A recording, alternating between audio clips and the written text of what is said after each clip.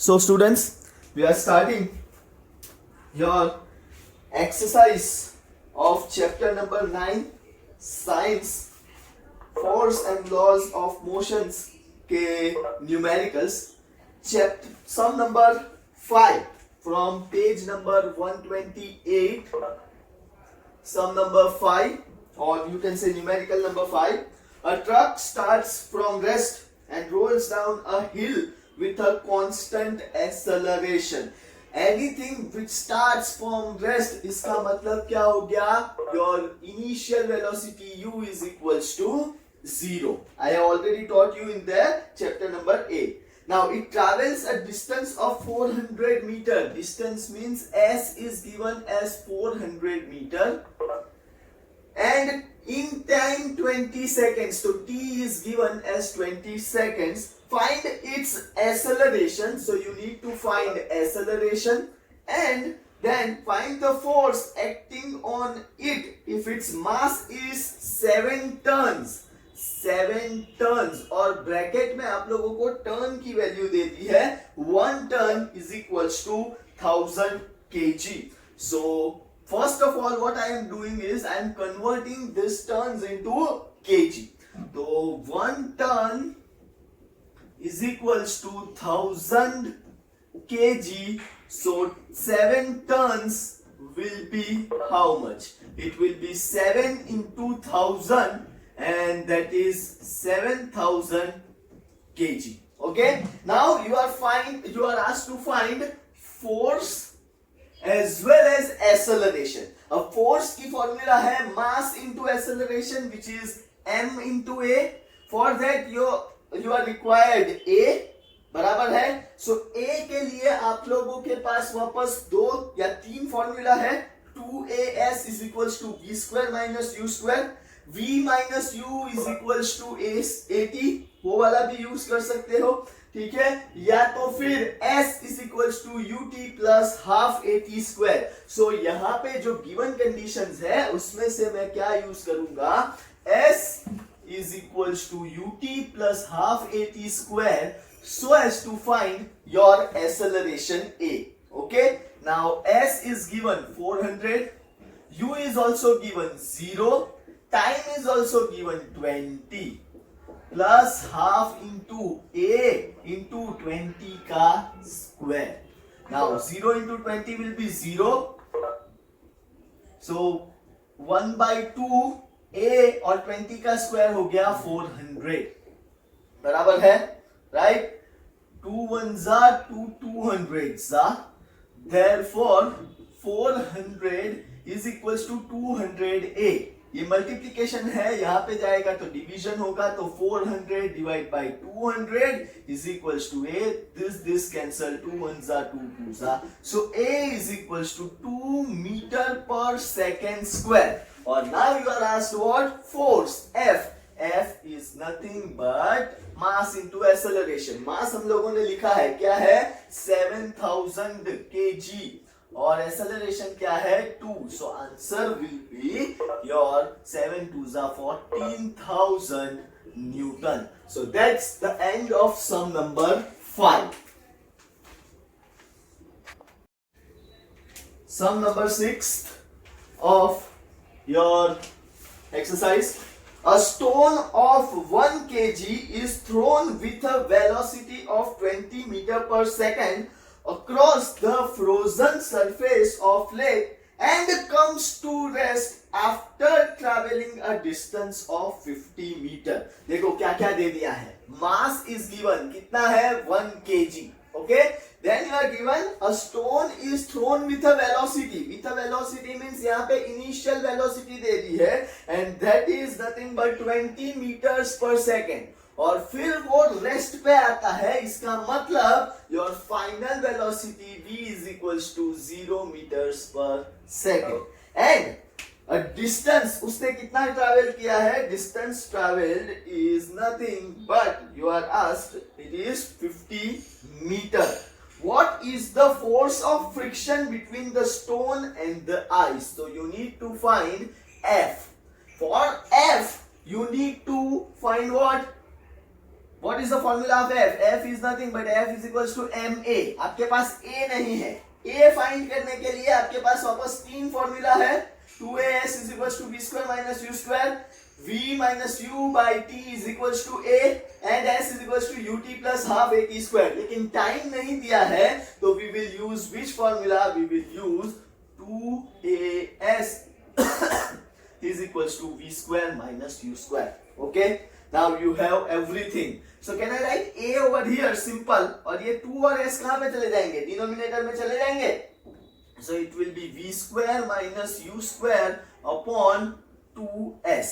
v तो है ही नहीं, 0 है तो 0 का स्क्वायर तो बनता ही नहीं है. माइनस 20 का स्क्वायर अपॉन 2 इंटू 50 क्योंकि s की वैल्यू है 50. ओके, देन माइनस 400 होगा ये 20 का स्क्वायर, राइट, अपॉन 2 इंटू 50 मतलब 100. ये cut this is minus 4 meter per second square. Acceleration मिल गया. ओके, नाउ बचा क्या? फोर्स फाइंड करना है. Force is equals to mass into acceleration. What is your mass? Mass is nothing but given as 1 kg and what did you get as your acceleration? minus 4. So answer क्या आया? It is nothing but minus 4 Newton. So this is the end of your sum number 6. Sum number 7, which is very very important. A 8000 kg engine pulls a train of 5 wagons. एक engine है 8000 kg का और वो 5 wagons जो है उसको पुल कर रहा है. Wagons means engine, ट्रेन के डिब्बे, ठीक है. Each of 2000 kg along a horizontal track. If an engine exerts a force of 40,000 Newton and track offers a friction force of 5,000 Newton, then calculate the net accelerating force, the acceleration of the train and the force of wagon 1 on wagon 2. ध्यान से देखो, ठीक है. पहले तो diagram समझने की कोशिश करना.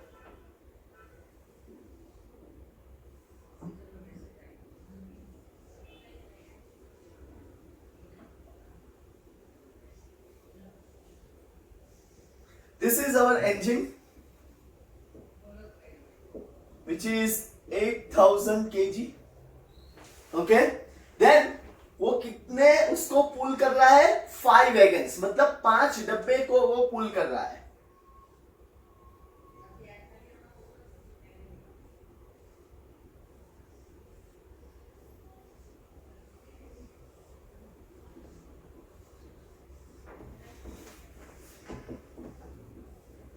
As you know, all of you, my drawing.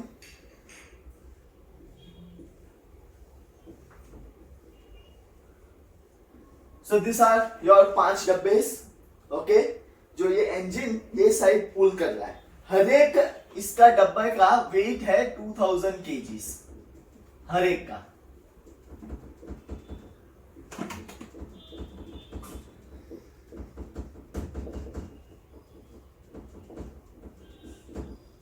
Okay, now आपको क्या पूछा है? ऐसा और एक चीज दे दिया है कि engine exerts a force of 14,000 Newton's. और ऐसा समझो ये जो मैं नीचे बना रहा हूं वो रेल की पटरी है. जब इंजन जा रहा है, ठीक है, इंजन ये साइड मूव हो रहा है तो उसके पास फोर्स है 40,000 न्यूटन का, बराबर. ऐसे जा रहा है तो नीचे से फ्रिक्शन फोर्स लग रहा है, बराबर है. नीचे से जब फ्रिक्शन फोर्स लग रहा है वो ये साइड जाएगा कितना? तो भाई 5000 न्यूटन. ये भी गिवन है. ओके, वापस सुनो. What you are given is a 8000 kg engine pulls a train of 5 wagons each of 2000 kg along a horizontal track. If the engine exerts a force of 14,000 newtons and the track offers a friction force of 5000 Newton, बराबर है. ये आगे जा रहा है तो ये पीछे कितना फाइंड होगा, मतलब कैलकुलेट कितना होगा, पीछे की तरफ कितना जाएगा? Your 5000 newton. Then calculate the net accelerating force. तो नेट एक्सेलरेटिंग फोर्स क्या होगा? net accelerating force is nothing but ये 40,000 और ये -5,000, हाँ ऐसे,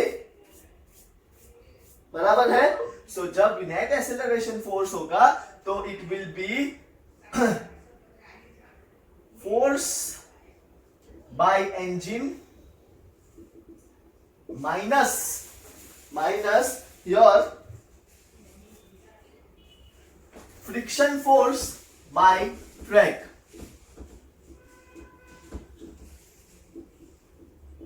which is nothing but 40,000 minus 5,000, and your final answer for first question is 35,000 Newton, बराबर है। ये आ गया 35,000 न्यूटन। नाउ सेकंड क्वेश्चन ऐसा पूछा है, the acceleration of the train. अब acceleration of the train find करना है तो F is equals to ma लगेगा, बराबर है। F is equals to ma, तो A क्या हो जाएगा, फोर्स अपॉन मास, ये यहां पे जाएगा तो फोर्स अपॉन मास हो जाएगा, बराबर। अब फोर्स क्या लेंगे, the net accelerating force that is 35,000, right. और मास क्या लेंगे, सिर्फ इंजन का मास लेंगे, नहीं, कितना मास लेंगे, engine plus all the wagons का मास, बराबर है। Engines plus all the wagons का हम लोग मास लेंगे तो कैलकुलेट करो, तो it will B 8,000 plus 1 2 3 4 and 5 2s are 10,000, so it will be 35,000 upon 18,000, बराबर है। so 0 0 0 and 0 0 0 gets cut, so answer is 18 1s are 18 and बचा 35 minus 18 will be 17, so 1.0 something 1.02 जितना आएगा, and that is nothing but your meter per second square, बराबर है। ये आया आपका एक्सेलरेशन, हाँ बच्चों। So it is not 1.02, it is 1.94 meter per second square. Okay, now what you are asked, this is the most important question of all three. See the force of wagon 1 on wagon 2. अब ध्यान से देखना। Okay, just a moment. So your C question is the force of wagon 1 on wagon 2. तो force of wagon 1 on wagon 2 क्या होगा, 1 2, सिर्फ इन दोनों के ऊपर ही फोर्स लगेगा कि जब 1 लेके जा रहा है तो 2 3 4 5 सब कुछ लेके जाएगा। ऑब्वियसली 1 नंबर का डब्बा है, ऐसा समझो, 1 2 3 4 and 5, तो वो किस को लेके जाएगा, 1 नंबर वाला 2 3 4 5 सबको लेके जाएगा, बराबर है। आपको क्या पूछा है, फोर्स, तो force is equal to mass into acceleration. लेकिन अब मास क्या लेंगे, मास हम लोग लेंगे 1 को छोड़ देंगे, क्योंकि पूछा क्या है, force of wagon 1 on wagon 2, बराबर है। तो ये तो इसके ऊपर तो मास नहीं लगेगा, ठीक है। तो मास किसका किसका लगेगा, 1 2 3 and 4, तो mass will be 4 into 2000 and acceleration अभी हम लोगों ने वहां पे से देखा, तो इट इज 1.944 या 94, ठीक है, 1.94 एक्सेलरेशन देखा। सो इट इज 8,000, और इसको मैं अप्रोक्सीमेटली 2 लिखूंगा, ठीक है। Approximately 1.94 is nothing but your 2 meter per second square, which is nothing but 16,000 Newton. So that's the end of your sum number 7. Sum number 8. An automobile vehicle has mass 1500 kg. So mass is given as 1500 kg. What must be the force between the vehicle and road if the vehicle is to be stopped with negative acceleration of 1.7 meter per second? So it is minus 1.7 metre per second square. You are asked what? Force. तो force की formula क्या है? मास into acceleration. मास कितना है? 1500 और acceleration है 1.7. Then can I write 150 into 17 is what we have to calculate? Negative. चलो अब इसका कैलकुलेशन करोगे तो 150 into 17 is nothing but it is 2550. लेकिन माइनस में आंसर आएगा माइनस 2550 न्यूटन. लेकिन जब आप लोग फाइनल आंसर लिखो ना तो आप लोगों को क्या पूछा है? What is the force. ठीक है, between the vehicle and the road, the force is nothing but it is 2550 Newton. क्योंकि ऑलरेडी यहाँ पे आप लोगों को प्रोवाइड किया है with negative acceleration of 1.7 metre per second square. So if you can, अगर स्टेटमेंट में लिखना है तो 2550 लिखना, और आपको ऐसे ही न्यूमेरिकल वैल्यू में लिख देना है तो keep it as it is. F equals to minus 2550 Newton. That's it. That's the end of sum number 8. Sum number 11. Two objects, each of mass 1.5 kg, are moving in the same straight line, but in opposite direction. दो body है M1 and M2. Both have same mass 1.5 kgs. ठीक है? They are traveling in the same line. एक ही direction में, एक ही line में है लेकिन अपोजिट डायरेक्शन में है. Like this. The velocity of each object is 2.5 meter per second before the collision. मतलब U1 is also 2.5 meter per second and U2 is also 2.5 meters per second. बराबर. What will be, sorry, before the collision, what will be the velocity of combined object after collision? After collision, as you all know, according to law of conservation of momentum,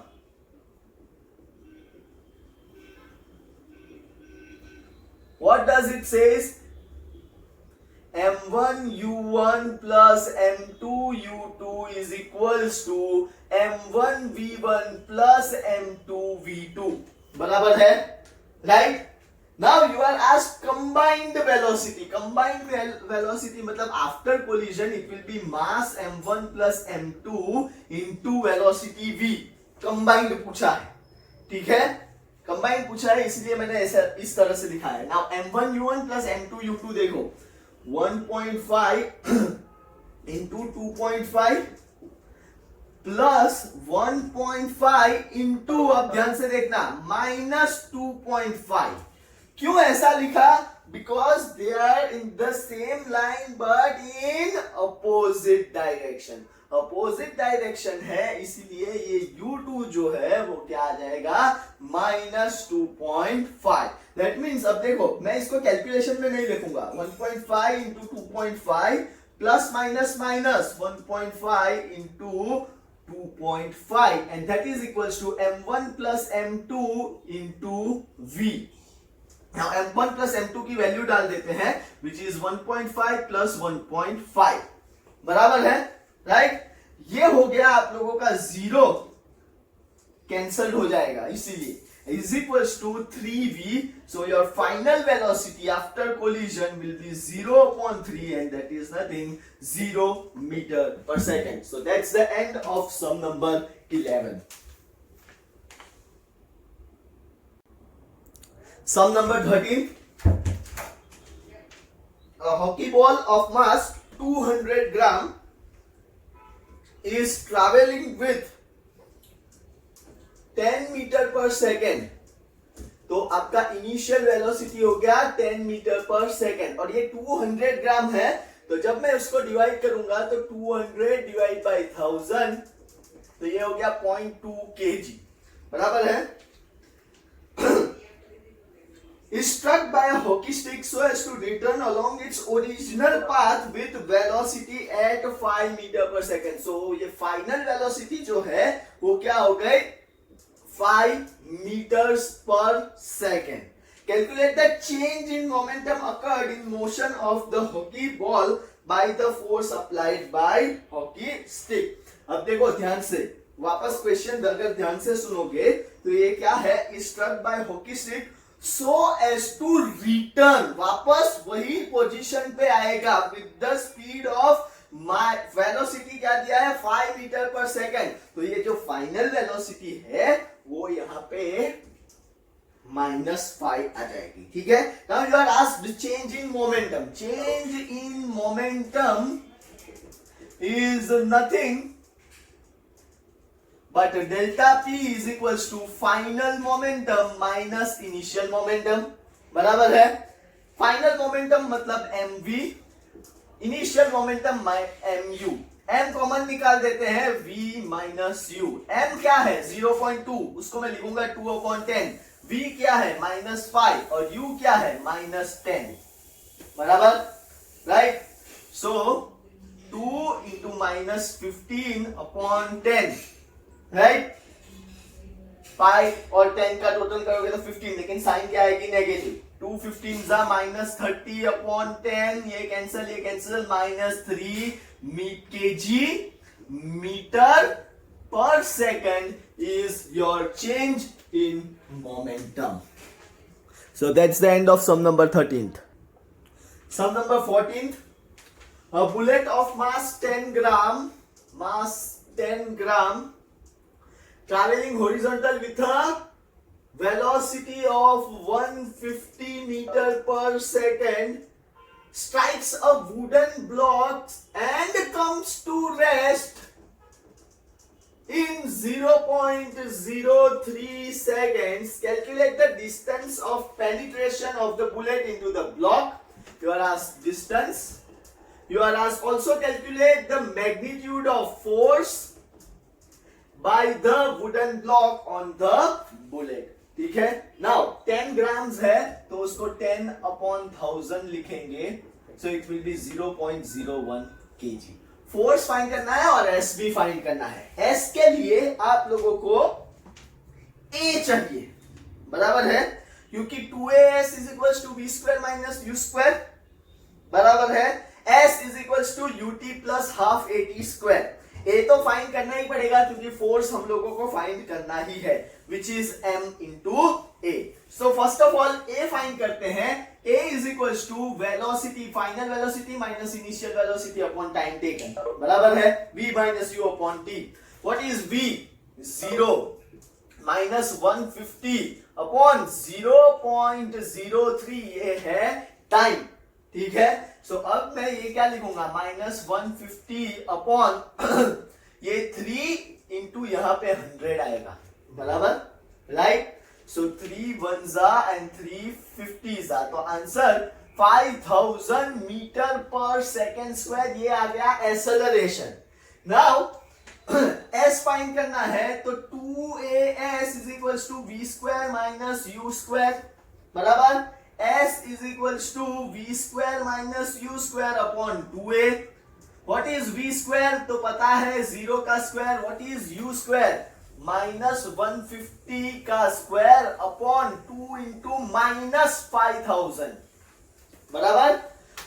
-150 का square होगा -22500 upon -10,000. 2 into 5 10 और बाकी के 3 0. ये दो गए minus minus plus. तो distance travel कितना होगा 225/100 इज नथिंग बट 2.25 मीटर. ये हुआ डिस्टेंस ट्रैवल. बराबर. और अब फोर्स फाइंड करना है तो फोर्स क्या होगा F is equals to ma. Mass given is 0.01 kg. That is 1/100 into acceleration कितना आया -5000. 2 0 गए. सो बचा क्या -50 Newton. So this is your answer F and this is your S.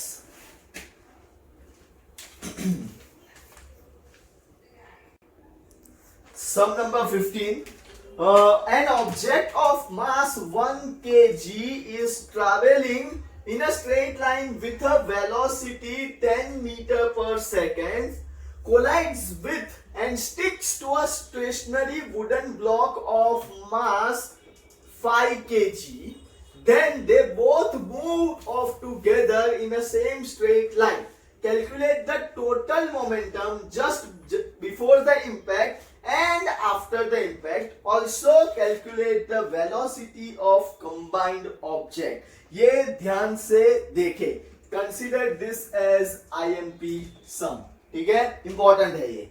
तो आप लोगों को क्या क्या दिया है, पे अटेंशन. m1 दे दिया है 1 kg, उसके साथ इनिशियल वेलोसिटी है u1 10 kg, 10 metre per second, और m2 दे दिया है 5 kg, और u2 क्या होगा, क्योंकि स्टेशनरी है वुडन ब्लॉक, तो it will B 0 meter per second.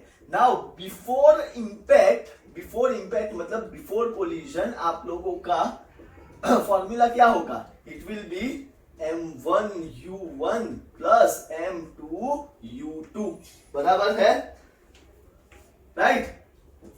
So 1 into 10 plus 5 into 0, so total momentum जो है, ठीक है, before collision is nothing but 10 kg meter per second, बराबर. नाउ पूछा है आफ्टर कोलिजन क्या होगा, सॉरी एट कोलिजन पूछा है. Calculate the total momentum just before the impact and just after the impact. So after the impact, और फिर ऐसा पूछा है ऑल्सो कैलकुलेट द कंबाइंड, ठीक है, कंबाइंड ऑब्जेक्ट. तो सबसे पहले total momentum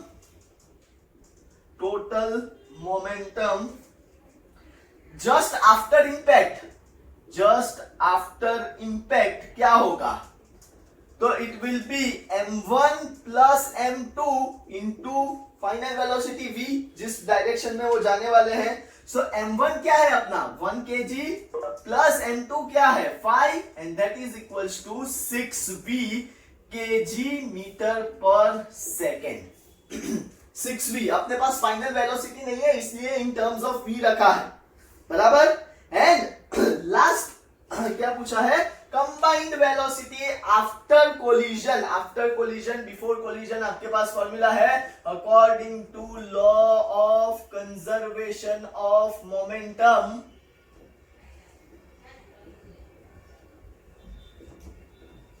m1 u1 plus m2 u2 is equals to m1 v1 plus m2 v2, बराबर है. Now m1 u1 plus m2 u2 जो है, so according to the law of conservation of momentum m1 u1 plus m2 u2 is equals to m1 v1 plus m2 v2, ठीक है. Now आपके पास ये before collision का result है, that is nothing but 10, और after collision का भी impact है, दैट इज 6v. तो यहां से v मिल जाएगा, v is equals to 10 upon 6. 10 upon 6 is nothing but 2 5s and 2 3s, तो v is equals to 5 upon 3.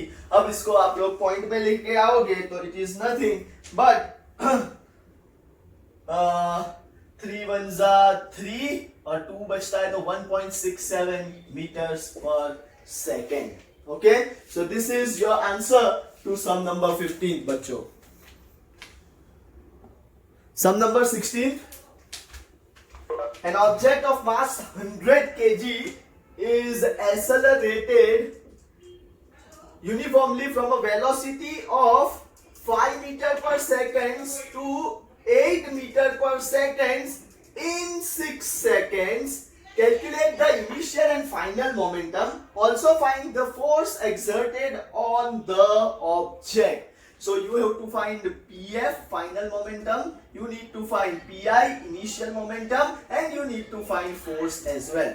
तो सबसे पहले PF फाइंड करते हैं. PF is equals to mv, बराबर है. So m into v is 10 into 8 and that is 80 kg meter per second. PI mu, so 10 into 5 50 kg meters per second. Change in momentum नहीं पूछा है ना, नहीं पूछा है। Also find the magnitude of force, अब फोर्स फाइंड करना है तो F is equals to ma, बराबर, और A क्या है V minus U upon T, बराबर। As you know what is V, 8 minus 5 और T क्या दिया है 6, 8 माइनस 5 क्या हो गया 3 अपॉन 6 तो 1/2, बराबर। ये A is equals to 0.5 meters per second square आ गया। That means your force is equals to mass into acceleration, mass is 100 into ये 1/2 ही straight away लिख देता हूं, तो force is equals to 50 Newton. so force आ गया, ये हो गया आपका फाइनल मोमेंटम, ये हो गया आपका initial momentum. so that's the end of sum number 16th. sum number 18th, how much momentum will a dumbbell of mass 10 kg transfer to the floor if it falls from a height of 80 centimetre. अब 80 centimetre को पहले metre में convert करना पड़ेगा, तो 80 upon 100 and that is nothing but 0.8 meter. Take the downward acceleration to be 10 meters per second square. Now, you are asked what? You are asked momentum. How much momentum will a dumbbell of mass 10 kg? ठीक है, अब ऊपर से गिर रहा है, इसका मतलब क्या हो गया? Your initial velocity u is equals to 0 meters per second. So, अब फाइनल वेलोसिटी फाइंड करनी पड़ेगी। फाइनल वेलोसिटी के लिए आपके पास फॉर्मूला है a is equals to v minus u upon t, ठीक है, लेकिन आपके पास टाइम नहीं है तो ये फॉर्मूला हम लोग यूज नहीं कर सकते हैं। दूसरी आपके पास कौन सी फॉर्मूला है 2as is equals to v square minus u square, यहां से हम लोगों को v मिल जाएगा। तो s फाइंड करना है, सॉरी v स्क्वायर फाइंड करना है, तो 2 इंटू a कितना है 10 और s कितना है 8 अपॉन 10 and that is equals to v square, क्योंकि u तो जो है वो है 0। Okay, now 10 cancel, 2 8 16 is equals to v square, तो v is equals to 4 meter per second, ये v मिल गया, ठीक है। नाउ आपको क्या फाइंड करना है, आपको मोमेंटम फाइंड करना है, तो चेंज इन मोमेंटम क्या होगा, change in momentum is delta p is equals to mv minus mu, u तो 0 ही है तो फाइनल वेलोसिटी से ही करेंगे, m इंटू v, m क्या है 10 और वेलोसिटी क्या आ गई 4, so it is 40 kg meter per second and that's your answer number 18th. Now we will start additional exercise, page number 130. Page 130. So first देखो, the following is the distance timetable of an object in motion, times in second and distance in meter. What conclusion can you draw about the acceleration? Is it constant, increasing, decreasing or zero? आप लोग table देखो, आप लोगों को देखने को मिलेगा कि 0 सेकंड है तो डिस्टेंस क्या है 0 है, 1 सेकंड है तो 1 मीटर है, 2 सेकंड है तो 8 मीटर है, 3 सेकंड्स है तो 27 मीटर्स है। वैसे करते करते जाओगे तो 7 सेकंड्स पे 343 है। तो आप लोगों को क्या मिलेगा, कैन यू से what about acceleration? Acceleration is continuously increasing, बराबर है। एक्सेलरेशन क्या होगा आप लोगों का, कंटिन्यूअस इंक्रीजिंग होगा। What do you infer about the force acting on the object? तो फोर्स क्या होगा, फोर्स भी क्या है, देखो पहले का आंसर है as you see table, from table we can से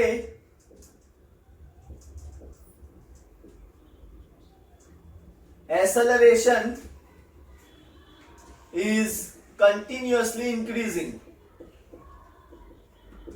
Okay, as it is continuously increasing, what can you infer about force, ऐसा पूछा है। तो force is directly proportional to mass and acceleration. अगर एक्सेलरेशन बढ़ता जा रहा है, बढ़ता जा रहा है, बढ़ता जा रहा है, तो फोर्स भी क्या होगा, it will keep on increasing, increasing and increasing. तो in statement you have to write force is directly proportional to acceleration. Therefore, as the acceleration increases,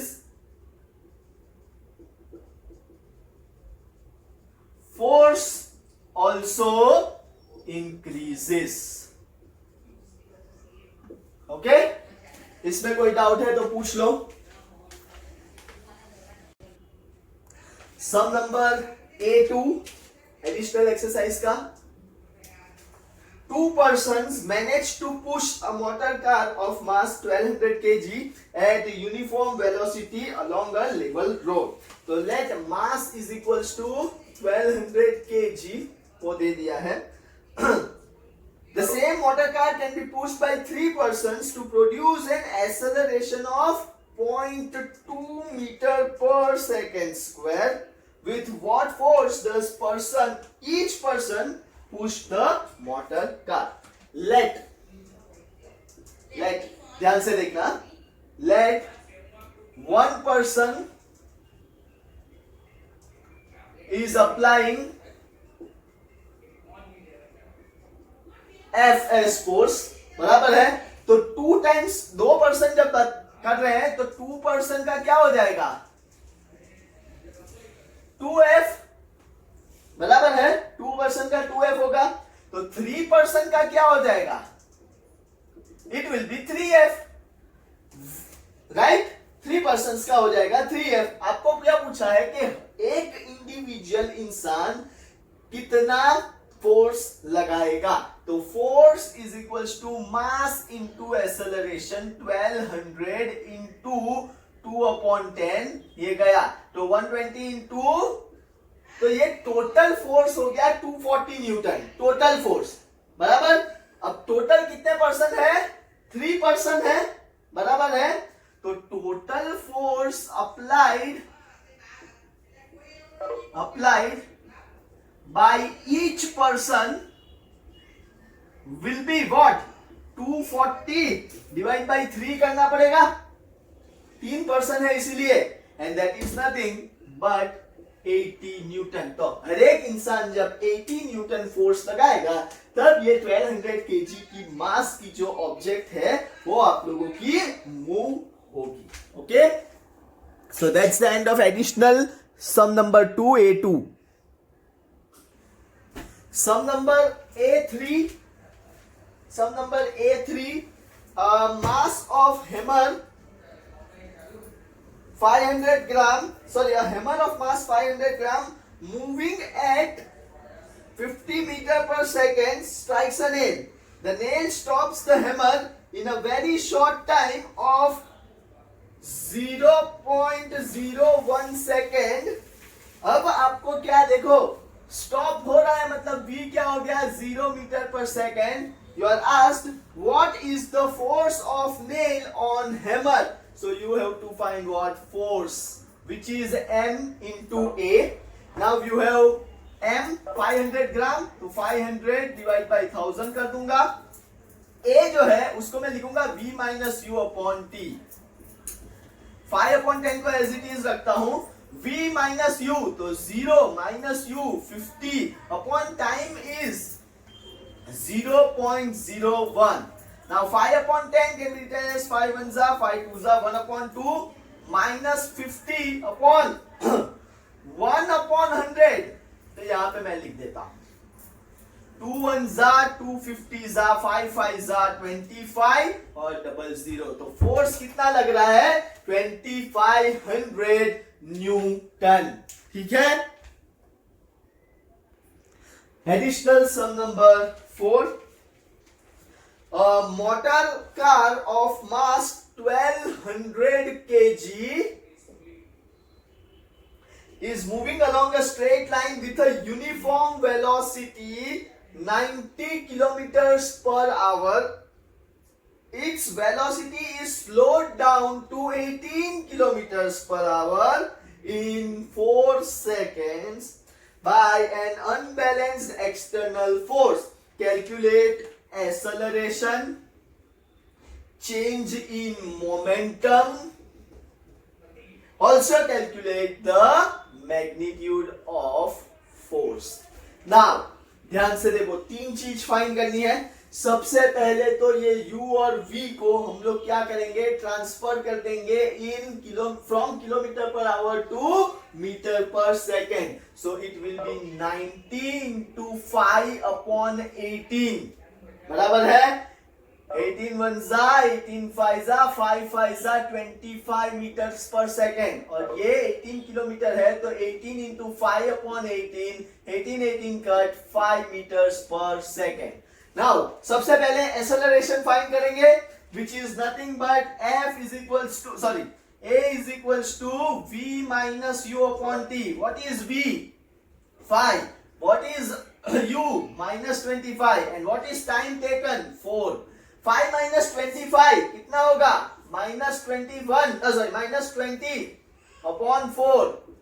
4 1 जा 4 5 जा, तो एक्सेलरेशन आ गया -5 metre per second square. This is nothing but your retardation. बराबर है, ये क्या है आप लोगों का? रिटार्डेशन है. Now you are asked delta p. Delta p is nothing but changing momentum p of f minus p of i, mv minus mu, m common v minus u. m दिया है 1200 into v minus u is 5 minus 25. That is nothing but 1200 into minus 20.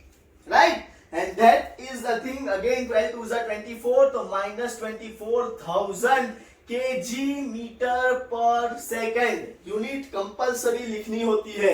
बराबर है, नहीं तो marks कटना start हो जाता है. और लास्ट में क्या पूछा है? फोर्स. तो F is equals to ma 1200 into acceleration is -5. So 12 5s are minus 6,000 Newton. Sorry 60,000 आएगा क्योंकि इतना ही बराबर है. 12 5s are 60 and 2 00 Newton. So that's the end of your exercise of chapter number 9, force and laws of motion. Thank you very much, students.